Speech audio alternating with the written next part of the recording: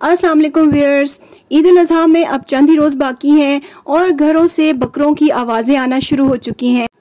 अल्लाह ताला तमाम मुसलमानों की कुर्बानियाँ कबूल फरमाए।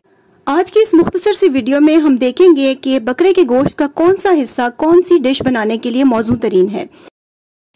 तो जनाब शुरू करते हैं बकरे के सर से। और ये तो आप सब लोग जानते ही हैं कि सिरी पाए का सालन, बकरे का सर और उसकी टांग का निचला हिस्सा जिसे हम पाया बोलते हैं, ये दोनों चीज़ें मिलाकर बनाया जाता है। और पाया शुरू होता है बकरे के घुटने से लेकर नीचे उसके खुर तक का हिस्सा। इसके बाद बारी आती है गर्दन के गोश्त की। गर्दन का गोश्त नहायत ही लजीज और सॉफ्ट बनता है। ये बहुत ही जूसी होता है और इस गोश्त में फ़ैट की मिकदार बहुत कम होती है, यानी लो फैट मीट होता है ये। और गर्दन का गोश्त कोरमा बनाने के लिए या कोई भी शोरबे वाला सालन बनाने के लिए नहायत मौजू है। इसके बाद बारी आती है सीने के गोश्त की, जहाँ ये चक लिखा हुआ आपको नज़र आ रहा है, ये सीने का गोश्त का हिस्सा है। इसको पुलाव, बिरयानी वगैरह बनाने के लिए इस्तेमाल किया जाता है।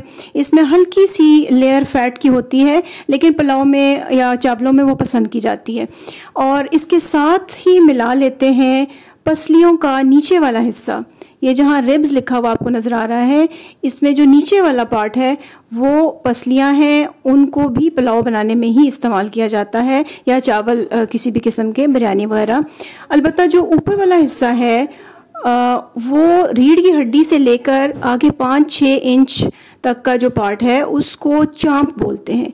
चाँप इस्तेमाल होती है आमतौर पर टिक्के वगैरह बनाने में, बारबेक्यू और रोस्ट वगैरह के लिए पसंद इस तरह से की जाती है। आप चाहें तो उसको सालन में भी डाल सकते हैं, लेकिन बारबेक्यू के लिए चाँप बहुत ज़्यादा फेवरेट है। अच्छा, ये सीने का जो गोश्त है जिस पे चक लिखा है, इसके नीचे आपको दिखाई दे रहा है शोल्डर। शोल्डर वाला हिस्सा वो है जिसे हम उर्दू में दस्ती का गोश्त बोलते हैं। दस्ती का गोश्त चावलों में डालने के लिए भी बहुत पसंद किया जाता है। इसके अलावा आप इसको किसी भी सालन में या अगर सब्ज़ी में गोश्त डालना हो आपको, तो उसके लिए भी आप इसको इस्तेमाल कर सकते हैं। अब हम आ जाते हैं बकरे के पेट की तरफ। इसका नीचे वाला, पेट का नीचे वाला जो हिस्सा है उसे कहते हैं ब्रेस्ट और साइड वाला हिस्सा है सरलॉइन और लॉइन। वैसे तो कीमा बड़े गोश्त का ही बेहतर रहता है, लेकिन अगर किसी ने छोटे गोश्त का कीमा बनाना हो तो उसके लिए ये दोनों हिस्से मौजू तरीन है, क्योंकि इनमें हड्डी नहीं होती। ये बग़ैर हड्डी का गोश्त है, तो इससे आप बकरे के गोश्त का कीमा भी बना सकते हैं। कीमा बनाने के लिए सरलॉइन के ऊपर वाला जो हिस्सा है, यानी जो बकरे की कमर है, पुट का गोश्त जिसे कहते हैं, जहाँ रीढ़ की हड्डी है, वो वाला हिस्सा छोड़ दीजिए और जो बगैर हड्डी वाला पार्ट है उसका कीमा बना लीजिए। इसके बाद बारी आती है सबसे फेवरेट पार्ट, लेग यानी रान का गोश्त। बकरे की रान रोस्ट बनाने के लिए नहायत ही फेवरेट होती है। इसका गोश्त भी नहायत नरम और जूसी होता है।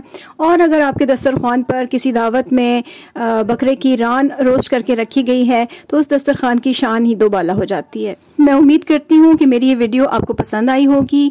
जाते जाते वीडियो को लाइक कर दीजिए, मेरे चैनल को सब्सक्राइब कर लीजिए और कॉमेंट्स में अपना फीडबैक देना ना भूलिएगा।